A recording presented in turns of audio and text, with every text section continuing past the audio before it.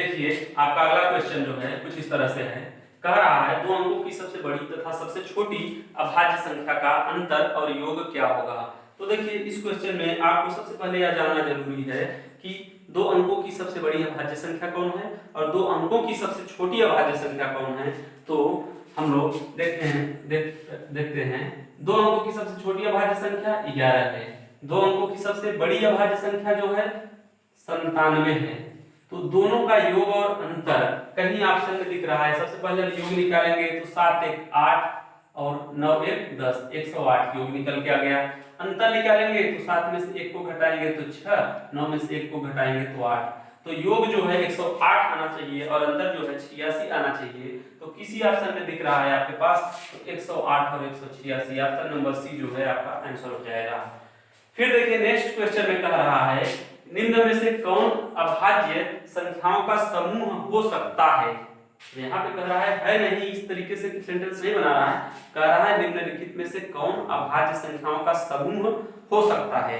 तो हम लोगों ने एक कंडीशन पढ़ा था, सभी अभाज्य संख्याओं का इकाई अंक जो होगा 1, 3, 7 और 9 होगा। सभी अभाज्य संख्याओं का इकाई अंक 1, 3, 7 और 9 होगा। उसमें से 2 और 5 अपवाद के रूप में हम लोगों ने पढ़ा था। तो इनमें से ऑप्शन में कौन सा संख्या ऐसी दिख रही है, ऐसा कौन सा ऑप्शन दिख रहा है जिसका इकाई अंक 1, 3, 7 और 9 हो। तो देख रहे हैं ऑप्शन नंबर, अच्छा हम देखते हैं ऑप्शन से भी कैंसिल करते हैं। अगर इसका इकाई अंक 1 है, 2 है, 3 है, 5 है तो सभी संख्याएं अभाज्य हैं आप नहीं कह सकते, क्योंकि अगर कोई दो संख्या दी है और आखिरी में कोई सम संख्या है तो वह संख्या 2 से कट जाएगी, तो यह अभाज्य तो हो नहीं सकती। तो आपका ऑप्शन ए क्या होगा, कैंसिल हो गया।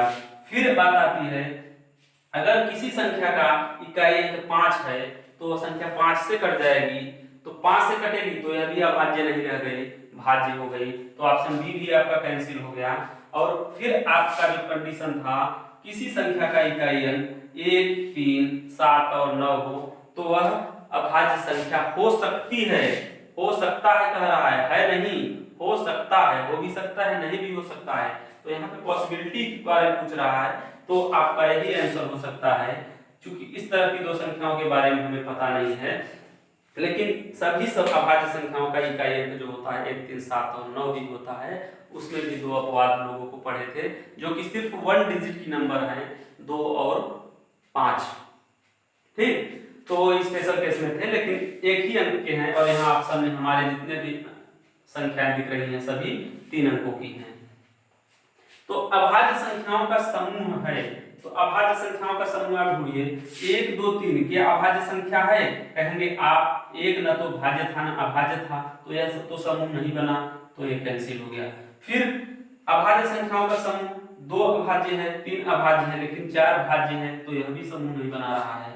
फिर 2 अभाज्य है, 3 अभाज्य है, 5 भी अभाज्य है, तो ये तीनों संख्याएं अभाज्य संख्याओं का समूह बना रही हैं, नहीं बना रही हैं, तो यही हमारा आंसर हो जाएगा। ठीक, अब फिर देखिए अगला क्वेश्चन आपका, निम्न में से कौन सह अभाज्य संख्या नहीं है। तो सह अभाज्य संख्या का कंडीशन क्या था कि किन्हीं संख्याओं का, उन संख्याओं का समुच्चय जिसका HCF 1 हो या 1 के अलावा उन संख्याओं के बीच में कुछ भी कॉमन न हो, तो एक दूसरे की क्या कहलाती थी, को प्राइम सह अभाज्य। और यहाँ पे क्या कह रहा है, निम्न में से कौन सह अभाज्य संख्या नहीं है, यानी को प्राइम नहीं है। को प्राइम नहीं है तो इसका मतलब 1 के अलावा और कुछ भी चीजें कॉमन हैं, उसका HCF कुछ और आ रहा है 1 के अलावा।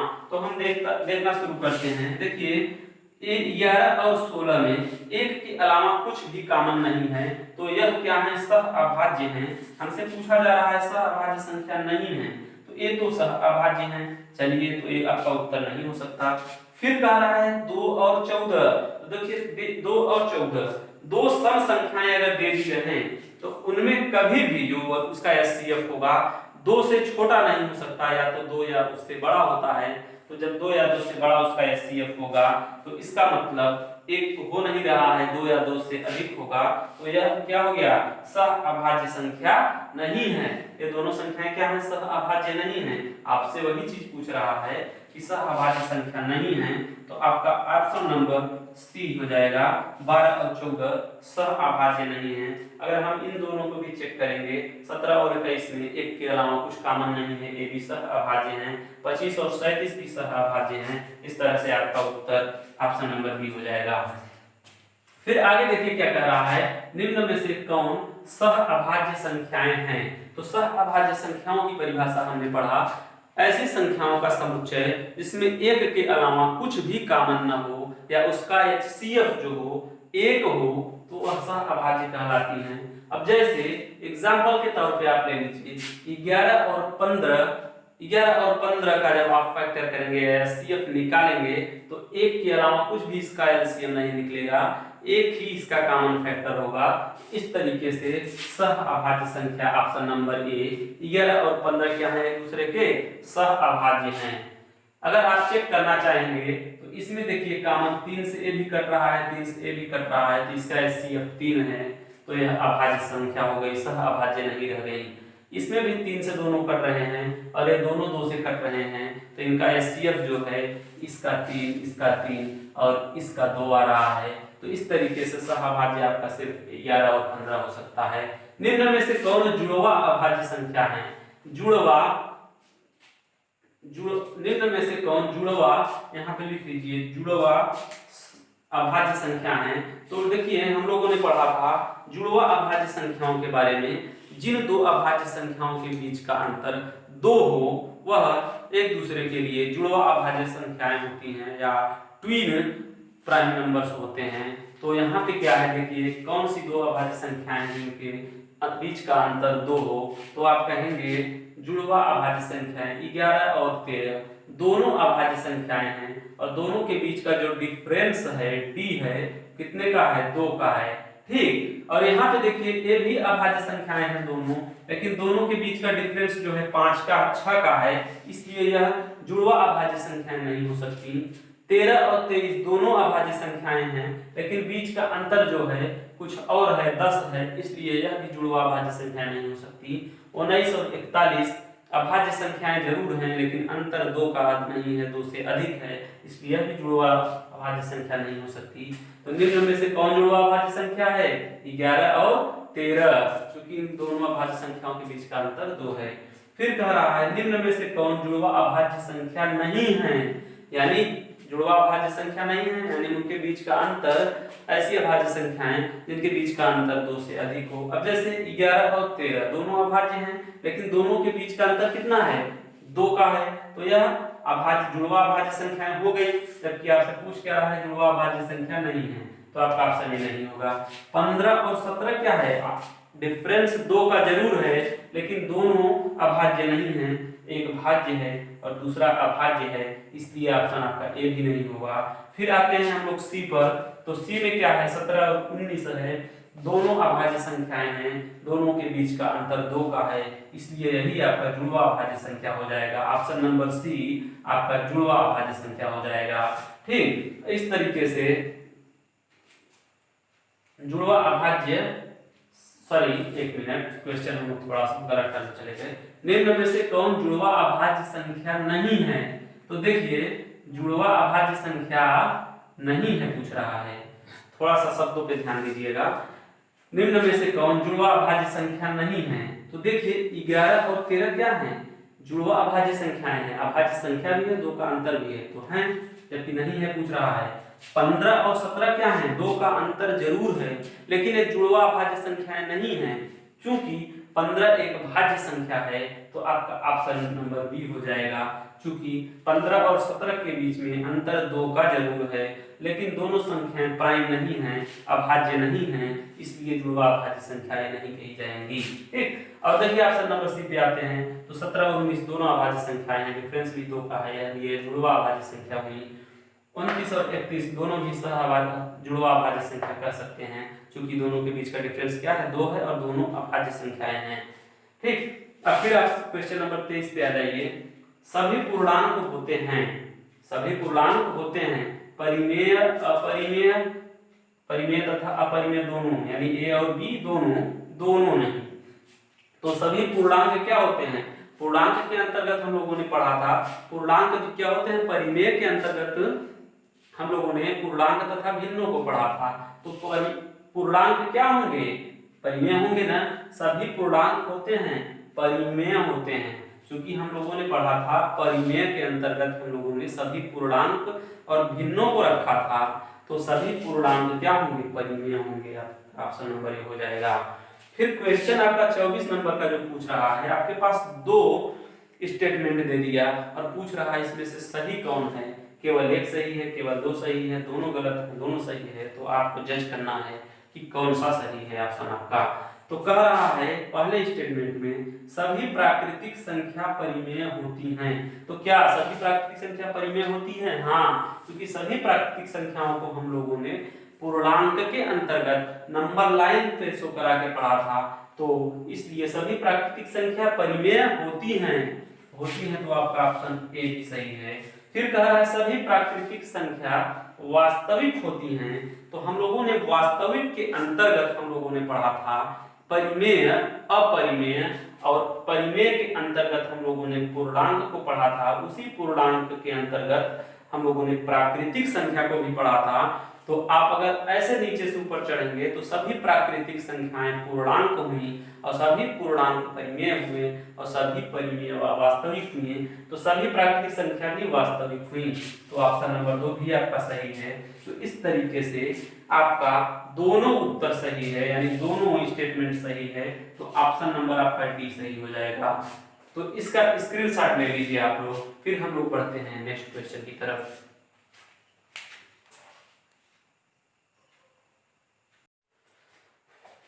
देखिए आप लोगों का अगला क्वेश्चन है, कह रहा है सभी पूर्णांक धनात्मक होते हैं। देखिए क्वेश्चन में दो स्टेटमेंट करके दे दिया है, एक और दो करके, सभी पूर्णांक धनात्मक होते हैं, और फिर दूसरे में क्या दे दिया है, सभी पूर्णांक परिमेय होते हैं।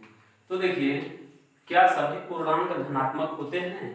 हम लोगों ने पढ़ा था पूर्णांक जो होते हैं उदासीन भी होते हैं, और इस तरफ के जो होते हैं पॉजिटिव इंटीजर्स होते थे, इस तरफ के नेगेटिव इंटीजर्स, और ये क्या था, उदासीन यानी न्यूट्रल इंटीजर्स। सभी पूर्णांक धनात्मक होते हैं, सही होगा? नहीं, क्योंकि पूर्णांक जो होते हैं ऋणात्मक भी होते हैं, धनात्मक भी होते हैं और उदासीन भी होते हैं, तो आपका स्टेटमेंट फर्स्ट जो होगा गलत हो जाएगा, यह सही नहीं है। सभी पूर्णांक धनात्मक नहीं होते हैं, कुछ पूर्णांक ऋणात्मक भी होते हैं और कुछ उदासीन भी होते हैं। अब क्या कह रहा है, सभी पूर्णांक परिमेय होते हैं, तो हम लोगों ने पढ़ा था परिमेय के अंतर्गत पूर्णांक भी थे और भिन्न भी थी। तो कह रहा है सभी पूर्णांक परिमेय होते हैं, तो सभी पूर्णांक क्या होते हैं, परिमेय होते हैं, क्योंकि पूर्णांक परिमेय के अंतर्गत हैं, सभी पूर्णांक परिमेय होते हैं। तो स्टेटमेंट 2 आपका क्या है, सही है, तो ऑप्शन क्या हो जाएगा, केवल 2। ठीक, केवल 2 आपका आंसर हो जाएगा। अब देखिए नेक्स्ट क्वेश्चन में क्या कह रहा है, निम्न में से अभाज्य संख्या कौन है, निम्न में से अभाज्य संख्या कौन है। तो देखिए सबसे पहले हम लोग थोड़ा सा ऑप्शन से इस चीजों को एलिमिनेट करना शुरू करेंगे कि कौन अभाज्य नहीं हो सकता, कौन अभाज्य नहीं हो सकता। तो देखिए अगर किसी, हम लोगों ने एक टर्म पढ़ा था,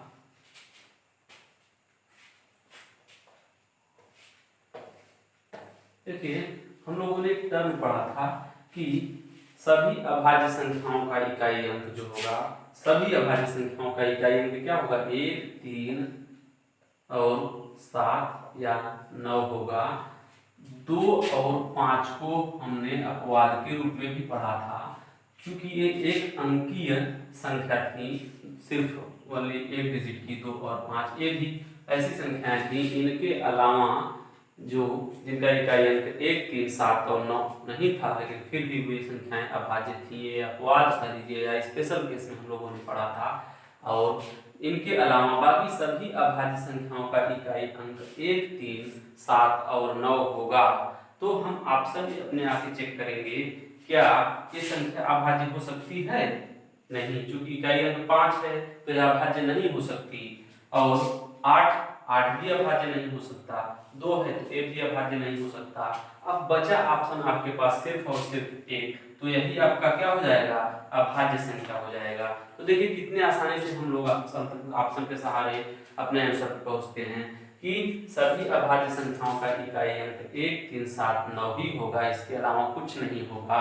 सिर्फ अपवाद में हमने 2 और 5 को पढ़ा था, ये स्पेशल केस में थे कि ये इनकी इकाई अंक 1, 3, 7 न होते हुए भी ये अभाज्य संख्या थे। इनके अलावा सभी अभाज्य संख्याओं का इकाई अंक यही होना चाहिए। अगर ये चीजें नहीं है, 5, 8, 2 इकाई अंक है तो ये अभाज्य नहीं होंगी। 137 सिर्फ एक ऑप्शन बचा है, ये आपका आंसर हो जाएगा। फिर देखिए कह रहा है निम्न में से कौन अभाज्य संख्या है। अब निम्न में से कौन अभाज्य संख्या है, तो देखिए फिर यहाँ की बात आई, ऑप्शन पे आप गए तो ये भी आपका अभाज्य संख्या तो नहीं हो सकता। अब 3, 7, 9 तीनों कंडीशन को पूरा कर रहे हैं, तो हमारे पास एक कंडीशन और था कि यदि इसको अगर 6n ± 1 के फॉर्मेट पे हूँ, सभी अभाज्य संख्याएं 6n ± 1 के फॉर्मेट में होती हैं, लेकिन जरूरी नहीं है कि जो संख्याएं इस फॉर्मेट में हो वह अभाज्य ही हो। लेकिन हम ऑप्शन से कैंसिल कराने के लिए क्या करते हैं, इसको 6 से भाग देंगे तो कितना जाएगा, 6 दूनी 12, 6 चौक 24 -1, तो उस फॉर्मेट पे है, लेकिन अभी कंफर्म नहीं है कि यह भाज्य है कि अभाज्य है। फिर इसको हम देख लेते हैं, 6 दूनी 12, 6 दूनी 12 तो 2 बच गया 27, तो कितना हो गया 27, फिर 6 से भाग देंगे तो ये इस फॉर्मेट में नहीं फिट बैठ रहा है। 147 जो है आपका, अगर इसको करेंगे 6 दूनी 12, 6 चौक 24 और +3, तो ये 6n ± 1 के फॉर्मेट में नहीं है, यहाँ +3 हो रहा है, तो नहीं हो रहा है, तो यह क्या है, यह भी भाज्य संख्या है, यह भी अभाज्य नहीं हो सकती, यह भी अभाज्य नहीं हो सकती, तो यह संख्या भी आपकी अभाज्य नहीं है। तो अभाज्य नहीं है तो भाज्य है। अब फिर इस पे आते हैं 139 पे, तो 139 को हम देखते हैं कि इससे करेंगे 139 को, तो अगर हम करेंगे तो 6 दूनी 12, फिर यहाँ पे क्या हो गया, 1 बच गया 18, 6 त्रिक 18 +1, तो 6n ± 1 यानी 6n + 1 के फॉर्मेट में फिट बैठ रही है। तो ये ऑप्शन हमारे पास 2 बच गए। अब दोनों में से दोनों 6n ± 1 के फॉर्मेट पे फिट बैठ रहे हैं, जबकि ऑप्शन आपका देखते हैं कौन होता है। तो अब देखिए हमने क्या कहा था कि सभी अभाज्य संख्याओं का इकाई अंक 1, 3, 7 और 9 होगा, 2, 5 को छोड़ के अपवादित थे, और 6n + 1 और सभी अभाज्य संख्याएं 6n ± 1 के फॉर्मेट में होंगी। लेकिन जरूरी नहीं है कि जो संख्याएं 6n ± 1 के फॉर्मेट में हों अभाज्य ही हों। तो हमारे पास दो ऑप्शन निकल के आ गए, जो कि दोनों 6n ± 1 के भी फॉर्मेट में हैं और इकाई अंक भी 3 और 9 है। तो हमें क्या करना होगा, तीसरे फार्मूले से हम दोनों को चेक करते हैं कि भाज्य है या अभाज्य है। लेकिन दो ऑप्शन तो हमारा क्लियर हो गया कि यह अभाज्य नहीं है। तो देखिए यहाँ पे हम लोग सीख रहे हैं, अभी प्रोसेस के थ्रू हैं, तो अभी हमें थोड़ा वक्त लगेगा, लेकिन जैसे ही हम चीज़ों को जान जाएंगे तो हम लोग तेजी से ऑप्शन के सहारे हम लोग कैंसिल करते हुए अपने आंसर को जल्दी से पा लेंगे। तो देखिए हम लोग इसको 143 और 139 को चेक करते हैं, भाज्य है या अभाज्य। तो देखिए 143 हम लेते हैं, 143 ले लिए, तो देखिए इसमें क्या होता था, यहाँ पे कोई एक ऐसी संख्या लेते और इसके जस्ट बाद अगर कोई परफेक्ट स्क्वायर, सिर्फ संख्या की बात नहीं कर रहे हैं, परफेक्ट स्क्वायर भी हो, तो 12 बराबर में 144, 144 इसके जस्ट बाद की एक ऐसी परफेक्ट स्क्वायर संख्या है जिसका वर्गमूल एक पूर्ण संख्या होगी। तो हम यहाँ पे ऐसे कर लेते हैं 12 का स्क्वायर। अब देखिए जब ऐसे बना लिए तो हम अब क्या करेंगे, 12 से छोटी सभी अभाज्य संख्याओं को लिखेंगे। चलिए हमने लिख लिया, 12 से छोटी सभी अभाज्य संख्याओं को हम लोग लिखते हैं तो 2, 3, 5, 7 और 11, ये 12 से छोटी सभी अभाज्य संख्याएं हैं, हमने लिख लिया। अगर 143 इनमें में से किसी से भी कट जाएगा तो वह भाज्य होगा, अभाज्य नहीं होगा।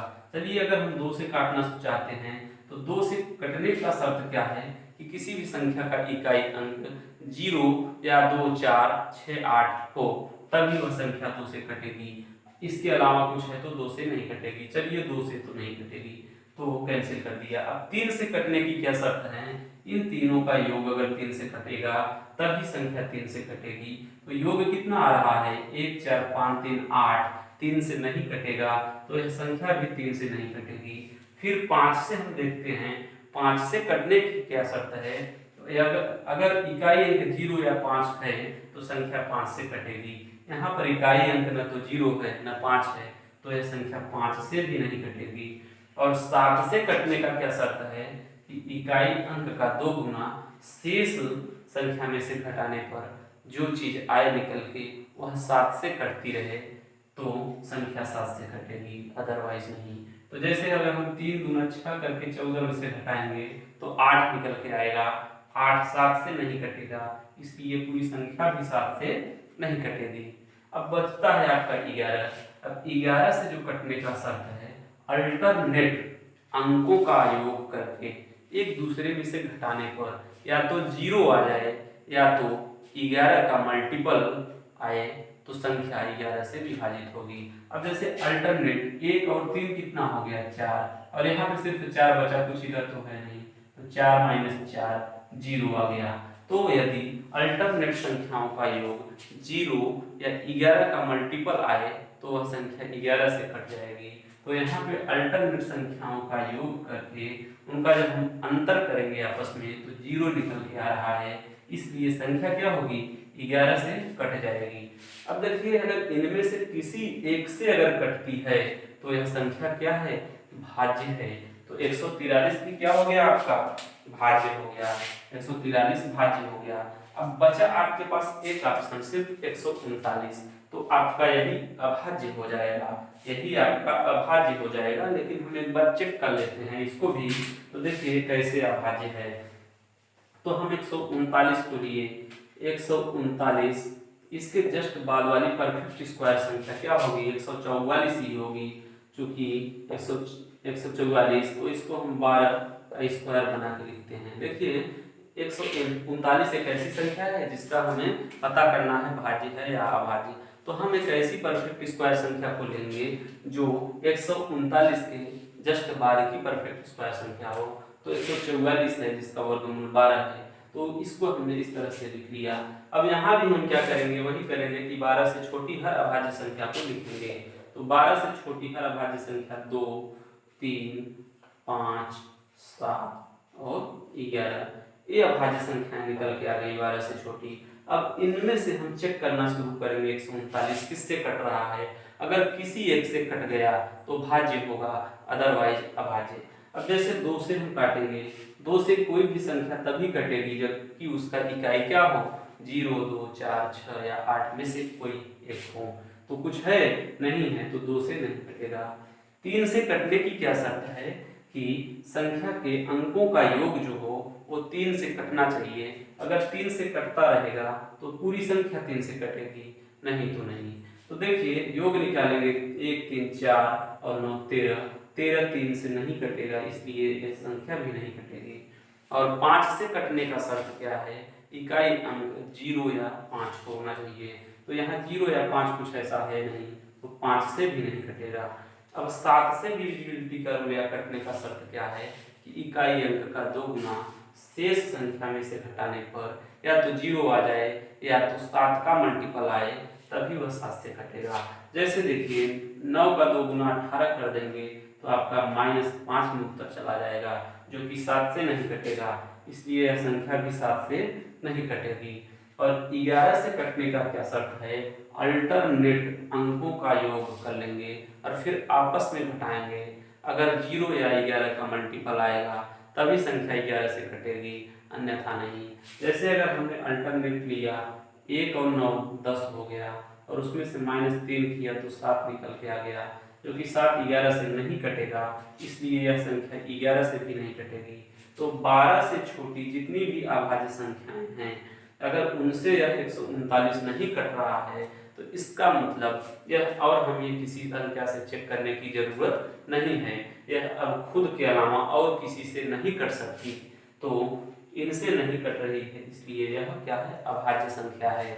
क्वेश्चन में आपसे क्या पूछा जा रहा है, निम्नलिखित में से कौन अभाज्य है, तो 139 क्या है, अभाज्य है। ठीक, तो इसका स्क्रीनशॉट ले लीजिए आप लोग, फिर हम चलेंगे नेक्स्ट क्वेश्चन की तरफ।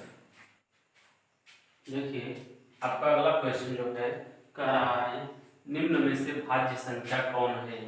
तो देखिए भाज्य संख्या कौन है, तो सबसे पहले हम ये जानने की कोशिश करेंगे अभाज्य संख्या का कंडीशन क्या है, इकाई अंक 1 3 7 और 9 हो। लेकिन यह जरूरी नहीं है कि अगर इकाई अंक 1 3 7 या 9 हो तो वह संख्या अभाज्य ही हो।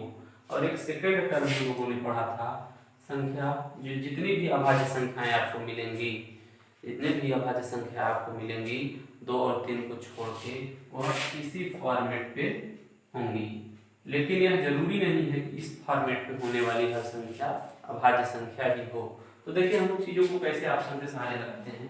अब जैसे देखिए आपने 171 लिया, लेकिन ये जान लीजिए अगर अभाज्य नहीं है तो वह इस फॉर्मेट पे नहीं होगी। अब आप देख रहे हैं ऑप्शन में आपके सारे 1 3 1 7 यही दिया है, हाँ, और सभी अभाज्य संख्याओं का इकाई अंक ही दिया है। लेकिन जरूरी नहीं है कि जिन संख्याओं का इकाई अंक 1 3 7 या 9 हो वह अभाज्य ही हो, क्योंकि चारों तो अभाज्य हो नहीं सकती। तो हमें चेक करना है कौन सी संख्या, निम्न में से कौन भाज्य संख्या कौन है, निम्न में से भाज्य संख्या कौन है। तो हम देखिए ऑप्शन नंबर 171 को उठाते हैं। 171 को जब हमने उठाया, इसको 6 से भाग देंगे तो 6 दूनी 12, 5 बच गया 51, 6 9 54 होता, यानी -3 करेंगे तब इस फॉर्म में आया, 6 9 54 -3, तो इस फॉर्म में आ गया। क्या इसको इस फॉर्मेट पे है, ये 6n -3 है और यहाँ पे 6n +-1 के फॉर्मेट में होना चाहिए, नहीं है, तो इसका मतलब यह क्या है, भाज्य है। यह क्या है, भाज्य है। तो आपका ऑप्शन नंबर पहला ही पता चल गया, यह क्या है, भाज्य है। अब आपको और क्वेश्चन को और ऑप्शन को चेक करने की जरूरत नहीं है, क्योंकि निम्न में से भाज्य संख्या कौन है। तो अगर पहली संख्या भले इकाई अंक 1 है लेकिन इस फॉर्मेट को पूरा नहीं कर रही है, 6n +-1 को, यहाँ 6n n के रूप में 29 है -3, इसलिए यह क्या है, एक भाज्य संख्या है। देखिए कह रहा है भाज्य संख्याओं के कितने गुणनखंड होते हैं। तो भाज्य संख्याओं के कितने गुणनखंड होते हैं, हम लोगों ने पढ़ा था भाज्य संख्याओं के कितने गुणनखंड होते हैं और अभाज्य संख्याओं के कितने गुणनखंड होते हैं। तो हमने पढ़ा था कि अभाज्य संख्याओं के केवल और केवल 2 गुणनखंड होंगे, न तो 2 से अधिक न तो 2 से कम अभाज्य संख्या के, और भाज्य संख्या के हमेशा 2 से अधिक गुणनखंड होंगे। 2 से अधिक चाहे जितना हो, लेकिन हमेशा जो भी रहेंगे 2 से अधिक रहेंगे, तो संख्या भाज्य होती है। अब यहाँ पे पूछ रहा है भाज्य संख्याओं के कितने गुणनखंड होते हैं, तो आप कहेंगे 2 से अधिक चाहे जो, 2 से अधिक चाहे जो। फिर अगला क्वेश्चन आपका है, कह रहा है अभाज्य संख्याओं के कितने गुणनखंड होते हैं। तो हमने कहा था अभाज्य संख्या के केवल और केवल 2 गुणनखंड या फैक्टर होंगे, एक 1 होगा, एक और संख्या स्वयं होगी। तो इसका ऑप्शन होगा ए, केवल 2। तो इसका भी स्क्रीनशॉट ले लीजिए, फिर हम लोग मिलते हैं नेक्स्ट क्लास में, तब तक के लिए बाय।